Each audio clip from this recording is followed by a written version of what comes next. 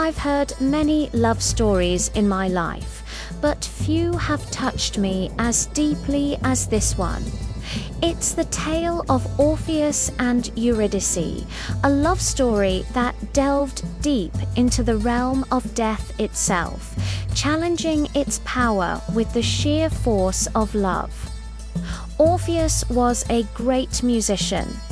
In fact, he was regarded as the greatest musician of his time. His music was said to be so enchanting that it could charm animals, trees, and even the gods themselves. One day, while walking through a forest with his lyre in hand, he saw a beautiful woman running away from some rude satyrs who wanted to harm her. Without hesitation, Orpheus rushed to her aid. He played a tune so entrancing that the satyrs stood still, mesmerized by the music.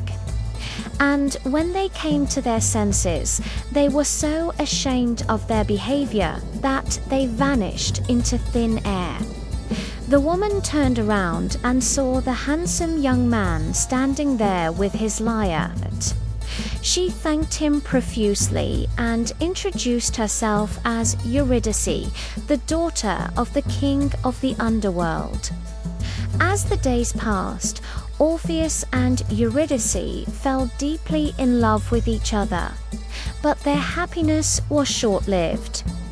While picking flowers in a meadow, Eurydice accidentally stepped on a venomous snake and was bitten. Within moments, she was paralyzed and collapsed to the ground. Orpheus carried her to the nearby river and called out for help. Soon, the great god Apollo arrived and offered his assistance. He knew that Eurydice had been bitten by a snake from the underworld, and he advised Orpheus to take her to see Hades, the ruler of the underworld, and ask him to reverse the bite. Apollo told Orpheus that if anyone had the power to do this, it was Hades, but warned him that the god was a formidable being and should not be approached lightly. Still, desperate to save his beloved Orpheus, set out on a journey to the underworld. When he reached the entrance to the underworld, he began to play a mournful tune on his lyre. As the music echoed through the dark caverns, it stirred the heart of Hades, who emerged from his throne to listen. Captivated by both the music and the sight of the heartbroken young man, Hades made Orpheus a deal. He would allow Eurydice to return to the land of the living if Orpheus could win first place in a music contest held in the underworld. Overjoyed, Orpheus agreed and stepped forward to compete against the best musicians of the underworld. The contest was fierce, with each musician trying to outdo the other with their skills.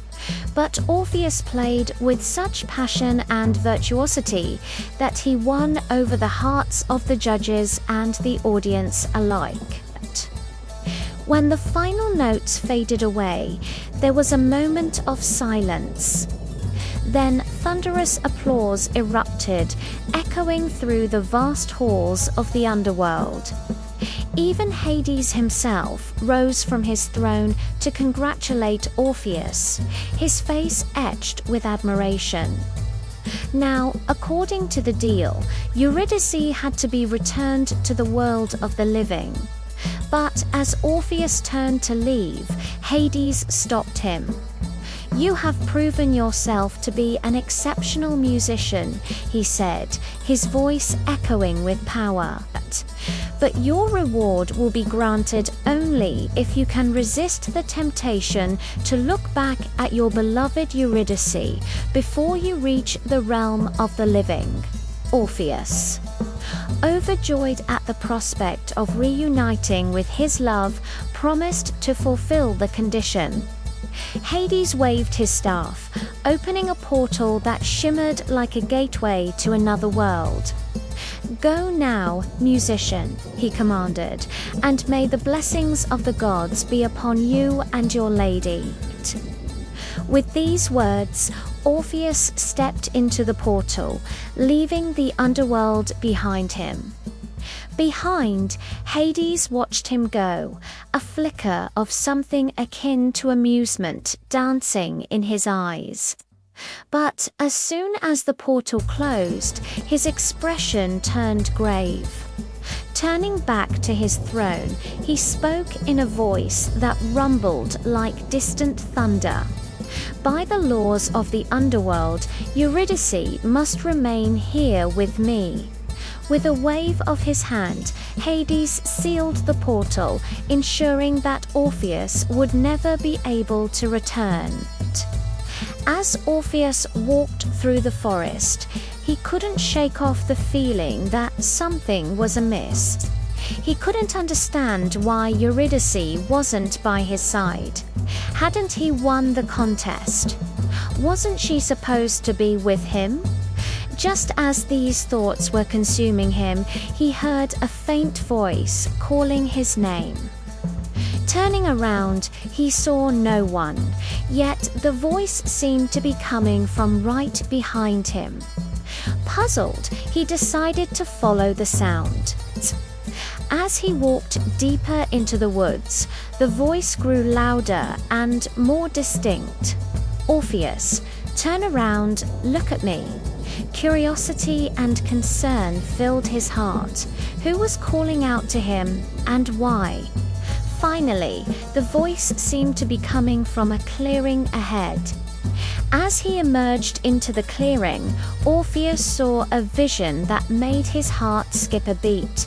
There in the center stood Eurydice, her form shimmering like a mirage.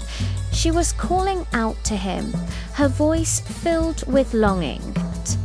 Overcome with emotion, Orpheus did the one thing he wasn't supposed to do.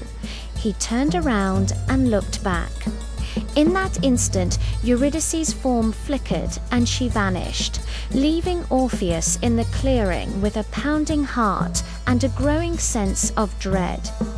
As he turned back, the portal shimmered back into existence, revealing the solemn face of Hades. "I'm sorry, musician," Hades said, his voice heavy with finality, "but you have broken the bargain. The price must be paid." With these words, Hades stepped aside, allowing Orpheus to enter the portal once more. Inside, Orpheus found Eurydice lying on a stone slab, her form cold and lifeless. Grief and despair washed over him, threatening to consume him. How could he have been so careless? He had come so close to reuniting with his love, and now she was slipping away from him forever.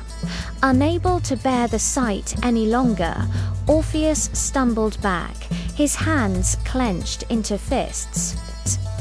As he turned to leave, he heard a voice that cut through his despair like a shard of ice. So the great musician Orpheus is nothing but a coward, shaking with anger and sorrow. Orpheus turned around to find Hades standing before him, his face twisted into a sneer. "You failed to honor our bargain, and now you refuse to pay the price. Very well, then let this torment be your eternal punishment." With a wave of his hand, Hades banished Orpheus to the underworld, sentencing him to an eternity of longing and despair. And so, the great musician who had charmed the gods with his music became a prisoner of the underworld, forever separated from the love he had so passionately pursued. The tale of Orpheus and Eurydice has echoed through the ages, resonating with those who have ever dared to love fiercely and hopelessly. Their love story, a testament to the power of love, but also to the tragic consequences of our actions. For Orpheus, the pain of losing Eurydice was so profound that it transcended even death itself. His eternal lament became a symbol of love's anguish, a reminder of the depths to which love can pull us. Yet, even in their tragedy, Orpheus and Eurydice left us with a valuable lesson. They taught us about the importance of honoring our agreements, no matter how dire the circumstances may seem.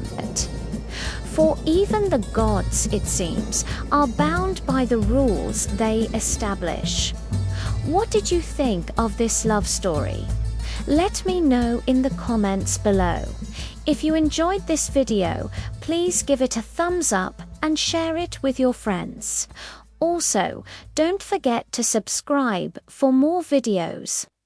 Thank you for watching.